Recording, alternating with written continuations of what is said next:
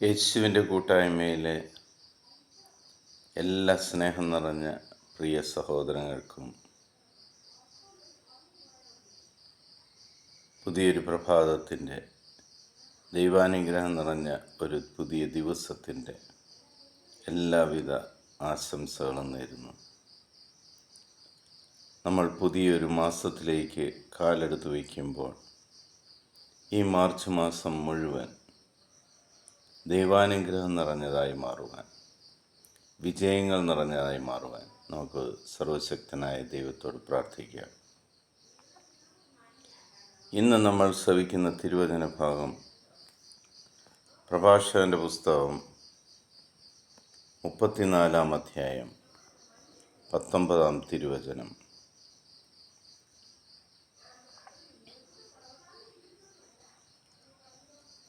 തന്നെ സ്നേഹിക്കുന്നവരെ കർത്താവ് കടാക്ഷിക്കുന്നു.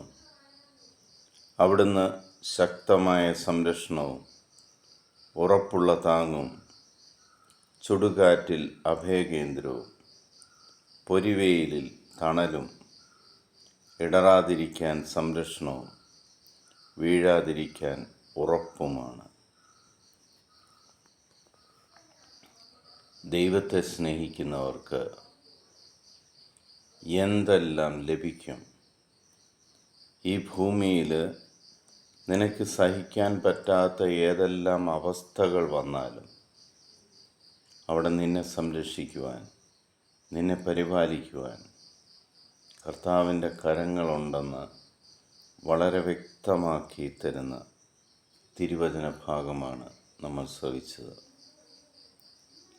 ആമേൻ ചൊല്ലി നമുക്ക് ഈ വചനം ഏറ്റെടുക്കാം.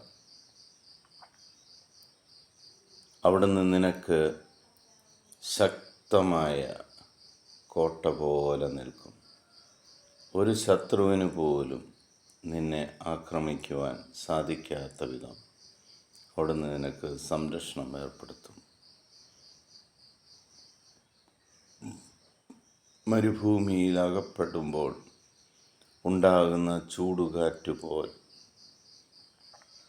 നിന്റെ ജീവിതത്തിൽ നിനക്ക് താങ്ങാൻ പറ്റാത്ത പ്രതിസന്ധികൾ വരുമ്പോൾ, വേദനകൾ വരുമ്പോൾ അവിടെ നിനക്ക് താങ്ങും തണലുമായി നിന്റെ ദൈവം നിന്റെ കൂടെ ഉണ്ടായിരിക്കും. നീ അവനെ സ്നേഹിക്കുന്നതിനേക്കാൾ അധികമായി അവൻ നിന്നെ സ്നേഹിക്കുന്നുണ്ടെന്ന് മനസ്സിലാക്കുക. നീ പാപത്തിൽ വീഴുമ്പോഴും അതിൽ നിന്ന് നിന്നെ തിരിച്ചു കയറ്റുവാൻ അവൻ എല്ലാം ശ്രമിച്ചുകൊണ്ടിരിക്കുന്നു.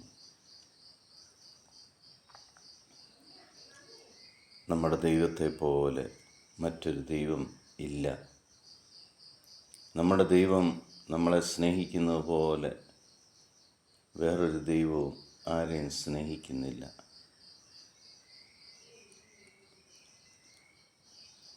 ഏത് മതത്തിൽപ്പെട്ടവരായാലും സർവശക്തനായ ദൈവം അവരെയെല്ലാം തൻ്റെ മക്കളെ പോലെ സ്നേഹിക്കുന്നു.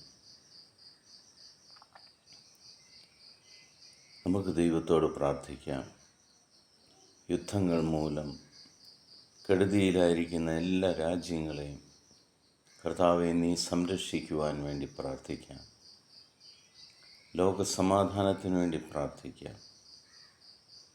പിതാവായ ദൈവത്തിൻ്റെയും പുത്രനായ യേശുക്രിസ്തുവിൻ്റെയും പരിശുദ്ധാത്മാവിൻ്റെയും കൃപയും അനുഗ്രഹവും ഈ ഭൂമിയിലേക്ക് നിറഞ്ഞൊഴുകുവാൻ വേണ്ടി, കരുണ ഈ ഭൂമിയിലേക്ക് നിറഞ്ഞൊഴുകുവാൻ വേണ്ടി നമുക്കിപ്പോൾ പ്രാർത്ഥിക്കാം.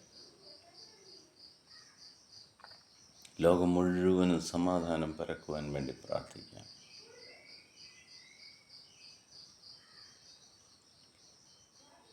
ഈ നിമിഷം